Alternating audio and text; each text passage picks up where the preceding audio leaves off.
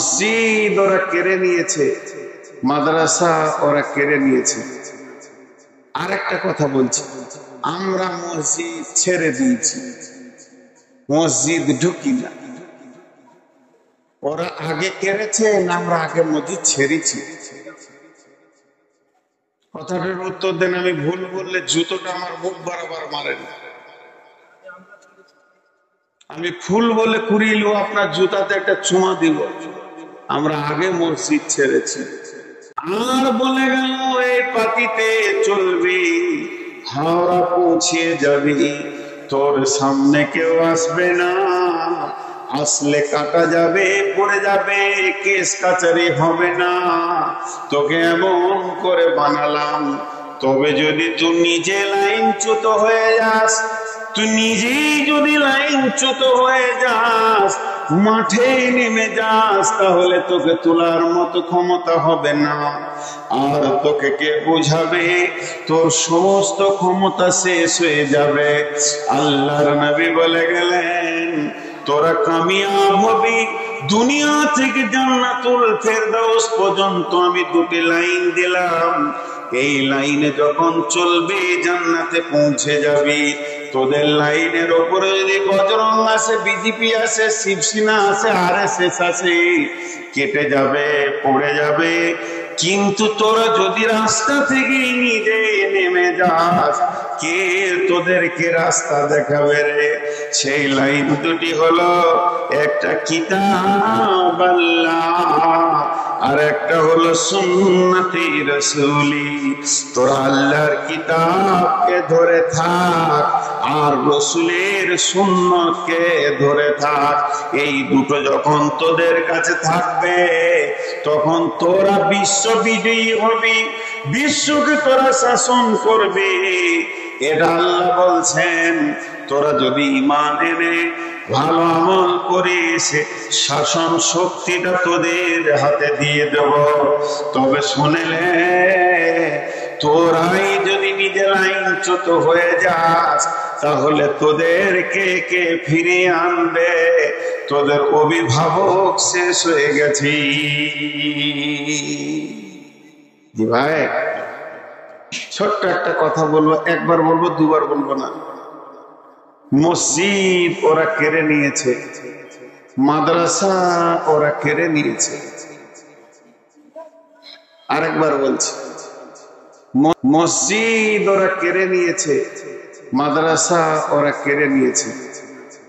আরেকটা কথা বলছি, আমরা মসজিদ ছেড়ে দিয়েছি, মসজিদ ঢুকি না। ওরা আগে কেড়েছে না আমরা আগে মসজিদ ছেড়েছি?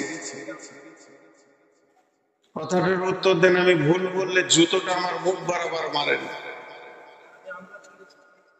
আমি ফুল বলে কুড়িয়ে আপনার জুতাতে একটা চুমা দিব। আমরা আগে মসজিদ ছেড়েছি। আজকে এই গ্রামের পপুলেশন কত আর মসজিদে কত? ফজরে 3টে সালাম ফিরে ইমাম সাহেব দেখছে খলিল চাচা, জলিল চাচা, হবিব চাচা, 3 জনা। দুটো আবার প্যারালাইসিসের রুগী, একটা অ্যাজমার রুগী, সারা রাত ঘুম হয় না। 3 জনাতে এসেছে। হাত থেকে এমনি যায়নি। গোটা ভারতবর্ষের মুসলমান যদি ব্রেন লাগিয়ে দেয়, 1 কাঠা জমি উদ্ধার করতে পারবে না। এটা আমি চ্যালেঞ্জ দিয়ে বলে গেলাম। আর যদি একজনাকে সাথে নেয়, আর কাউকে চাই না, সব জমি বাপ বাপ করে ফেরত দিবে, তার নাম হলো আল্লাহ। আল্লাহ ছাড়া যদি উদ্ধার হয়, তারা আপনারা নামেন, আমিও আছি। আজ মুসলমানদের উপরে এই অত্যাচার মানে প্রথম আল্লাহ নারাজ। মিশন গুলো জন্ম নিয়েছে ক বছর? হার্ডলি 20 বছর, 25 বছর। আর মাদ্রাসা গুলো সেই ব্রিটিশ পিরিয়ড থেকে টুকটুক কুটকুট টুকটুক খুব চলছে। বাপের মেধা ছেলেটা কোথায় যাবে মিশনে? ডাক্তার হবে, মাস্টার হবে।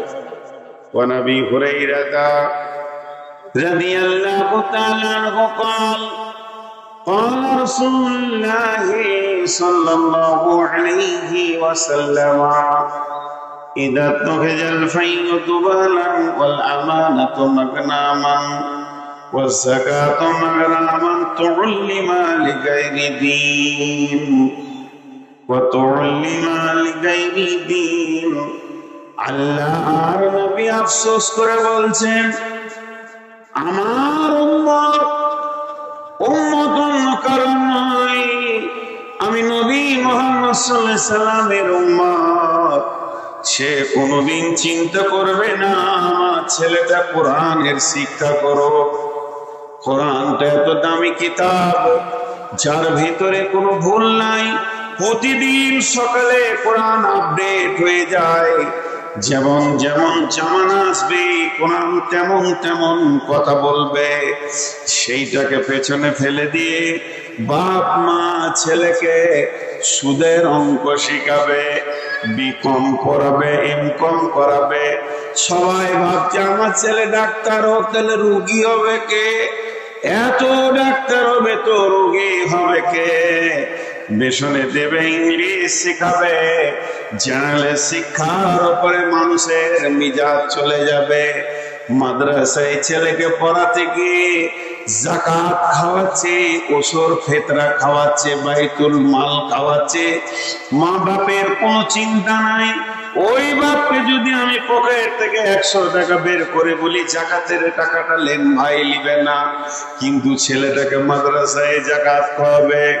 আর একটা বেটাকে ইংলিশ মিডিয়ামে দিয়েছে, 2 নম্বরের কারণে ফেল করেছে, সেটাকেও ক্যাপাসিটি করেছে ওই আপনার কিনা মিশনওয়ালা। বাপ তখন গোপনে বলছে 50,000 60,000 সেক্রেটারিকে দিব, ছেলেটা নেন। এটা তো গেল মাসে 20,000 টাকা মাস দিয়ে ছেলেকে পড়ালো। যখন রেজাল্ট বের হচ্ছে পশ্চিমবঙ্গ জুড়ে, গোটা পশ্চিমবঙ্গে স্কলার কে হয়েছে? ইট ভাটার কুলির ছেলে, যার বাপ কোনোদিন প্রাইভেট পড়াতে পারেনি। বাড়িতে বসে বসে বাপের সঙ্গে ভাটাতে ইট বুইয়েছে। ওই ছেলেটা পশ্চিমবঙ্গে স্কলার হয়ে গেছে। আর এই মাসে 50,000 টাকা খরচা করেও পারলো না। আল্লাহর নবী বলছেন, তোমার ছেলে কোরআন জানে না।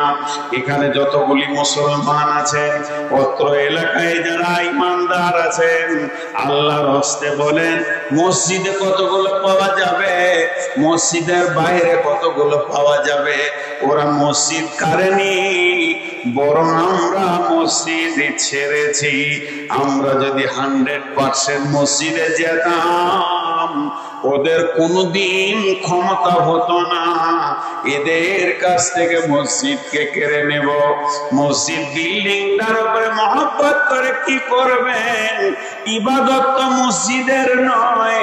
ফালিয়াবুদু রাব্ব হাযাল বাইত, তোমরা ইবাদত করো এর মালিকের, এই ঘরটার মালিকের ইবাদত করো। ঘরটা তো ইবাদতের জায়গা, কিন্তু মসজিদকে মহব্বত করলে আরশের নিচে ছায়া পাবেন বটে। তবু ওই ঘরের মালিকের ইবাদত করে।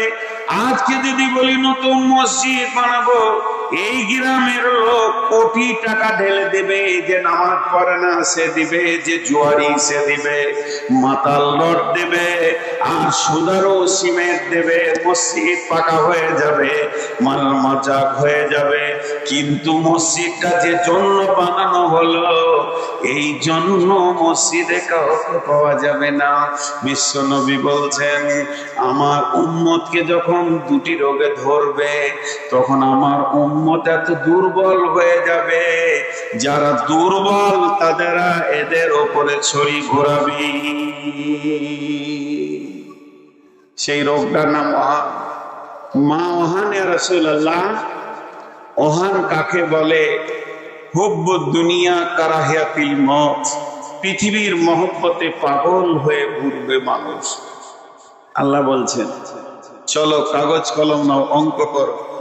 কুলিন কানা বাউকুম, তোমরা তোমাদের বাপকে, ওয়াবনাউকুম, তোমাদের সন্তানকে, ওয়াইখওয়ানুকুম, তোমাদের ভাইকে, ওয়াজওয়াজুকুম, তোমরা তোমাদের বিবিকে, ওয়াসিরাতুকুম বন্ধু বান্ধবকে, ওয়ামওয়ালুন ইকতারাফতুমুহা সঞ্চিত মালকে, ওয়াতিজারাতুন তাখসাউনা কাসাদাহা ব্যবসা বাণিজ্য চাকরি বাকরিকে, ওয়া মাসাকিন তারদাউনাহা আর যে অট্টালিকাটা বানিয়েছো সেই ঘরকে, এই 8টা জিনিসের মহব্বতে, এই 8টা জিনিসের প্রেমে, এই 8টা জিনিস কিনে পাগল হয়ে তোমাদের দিন রাত গুজারে যাবে।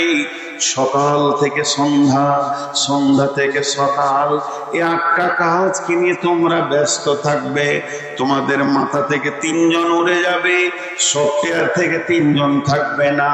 আহাব্বা ইলাইকুম মিনাল্লাহি, আল্লাহর মহব্বত, ওয়া রাসূলিহি রসুলের মহব্বত, ওয়া জিহাদিন ফি সাবিলিহি আল্লাহর রাস্তায় নিজের জানটাকে দিয়ে দিতে হবে তার মহব্বত।